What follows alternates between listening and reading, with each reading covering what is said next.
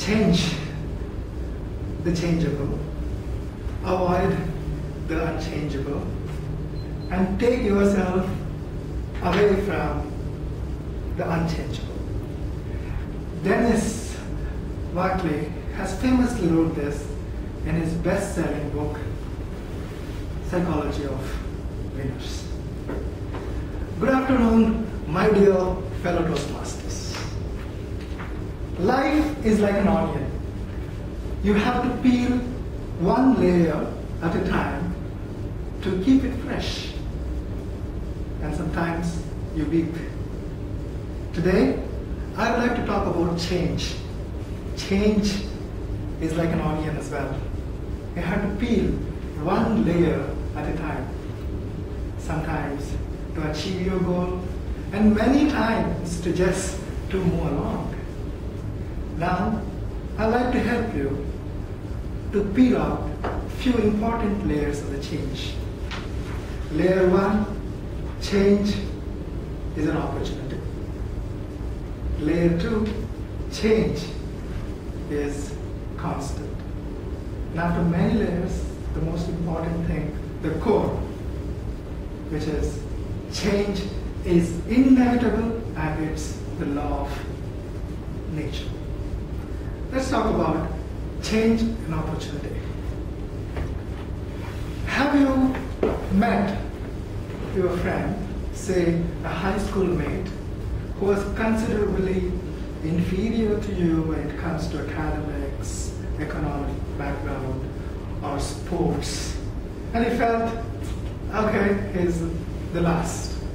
But after meeting him after so many years, you realize that this guy is doing much better than most of us, career-wise, life-wise, and he's so very happy. And you stood a while and you thought that never in your wildest dreams you would have imagined that somebody, a guy like him, would have been as successful as this. Do you want to know the reason? Do you? Do you want to know what could be the reason for this powerful makeover? Yes. This individual had realized what the world is looking at him. He decided to change because he has nothing to lose, because everybody thought he was a loser. And he developed a triad where he started grabbing each and every opportunity. And he also mastered an art to create an opportunity to be there where others were still thinking to be there. When there was an opportunity, he hit that first before rest others were thinking or planning to even be there. And that's the reason why he became successful. Now, let me talk about the layer two, the change which is constant. My dear friends, fundamentally, we are all designed to change. You agree with me? But unfortunately, we don't do that. And we start thinking that we haven't done so many things which are so very close to our heart, and we cry often that I could have done that, but see, unfortunately, I'm here. That is because you carry a burden from your childhood. When you're a kid, you're told not to do that and not to do this. And today, you don't feel like doing something which is innovative because you're told not to do something which you haven't done. And second thing, when you're a kid, you've been told to be content in your life.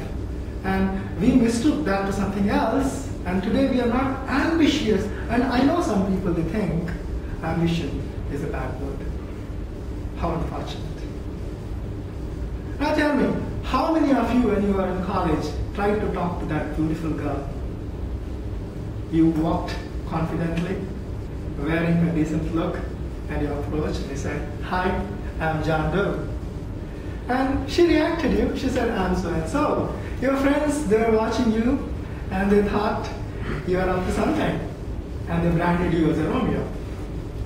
And suddenly you started avoiding and you decided not to talk to any girls because people thought something different. Do you know what? This incident must have impacted your social life today. Do you agree with me? I have an incident to quote. When I was in high school, I met this guy who spoke splendidly well, better English, the great English. And I felt I have to improve my English because I hardly used to speak. I asked him, do you think I can converse with you in English? He's overwhelmingly accepted. He said, yes, fine, no problem. I started speaking to him in my broken English. And well, people around, they started observing me. They started mimicking towards me, like the way I fumbled, the way I spoke, and they make mockery out of that. They said, Haris, what's wrong with you? Till yesterday you were fine. How many times do you think you experienced the same thing? Many times, don't you? Well, that has brought down my ambition to the all-time low, like a hot potato which fell.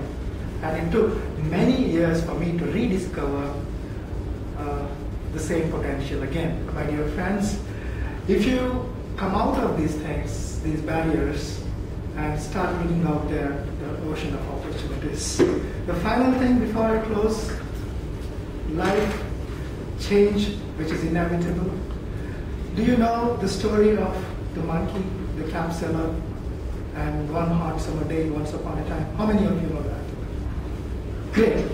Many years later, the great-grandson of that cap seller walked through the same road and he wants to take rest under the same banyan tree. And when he wakes up, he will find his caps are missing. Without any problem, he knows, like, his grandfather has told, when caps are missing, you have to throw caps, monkeys will throw caps back to you. He will throw one cap. One baby monkey will jump down from the lower branch and it takes up the cap and drives away. He said, this is not the way it is!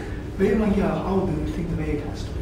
This is not the way it is. My grandfather told me when I throw the caps, you were supposed to throw back the caps. The monkey says, even I have to. He told me, and thus I said, don't repeat the same mistakes. So my dear friends, monkeys are learning, monkeys are changing. I think you also have to change. Thank you so much. The only constant thing in the world is change, and we all like to live in our past glory or regret what we could do in the past, and in that we also lose out on our present as well as future. So it's now